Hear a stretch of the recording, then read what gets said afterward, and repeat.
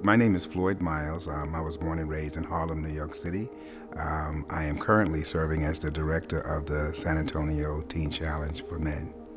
Growing up in New York City, of course, it was tough growing up in the '60s in Harlem.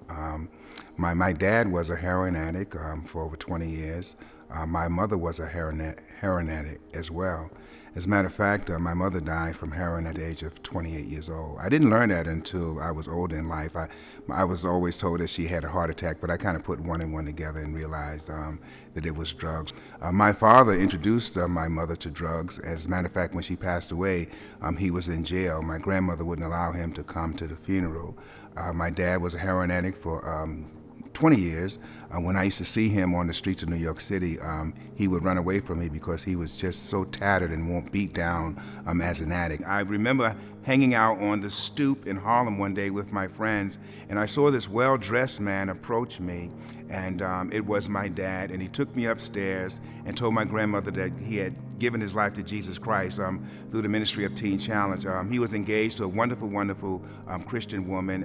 My drug of choice was cocaine and angel dust, and my dad was a heroin addict, and I used to look down on him. I used to think I didn't need Jesus because I was not an ivory drug user, but we all need Jesus. The Bible says we all fall short of the glory of God, but I would eventually go into Teen Challenge. When my dad came into my life, I was just, running the street, was pretty much an adult child because I could do whatever I want. I dropped out of school and my life just began to unravel, and I would eventually wind up living for a short while in an abandoned building.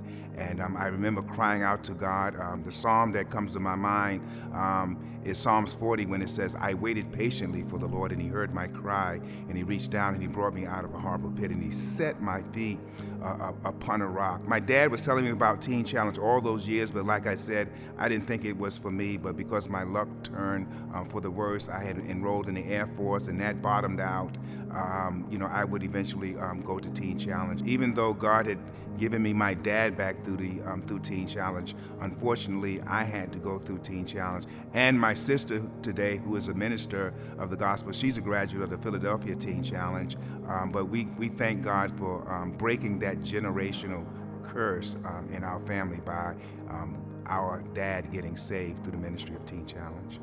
I think if Teen Challenge was not available to me, that I would have died, or my future would have been very bleak and hopeless. What I love about Teen Challenge is that it's just relevant to the type of people that I was. They specialize in reaching out to people who use drugs, the drug culture people, the street people.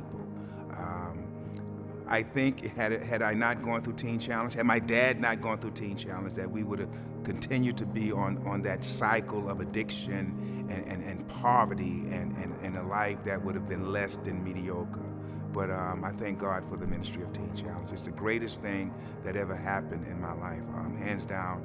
My accepting Jesus Christ into my life, my decision to go into Teen Challenge, and of course my wife, who I married and been married to for 32 years, best decisions I ever made in my life.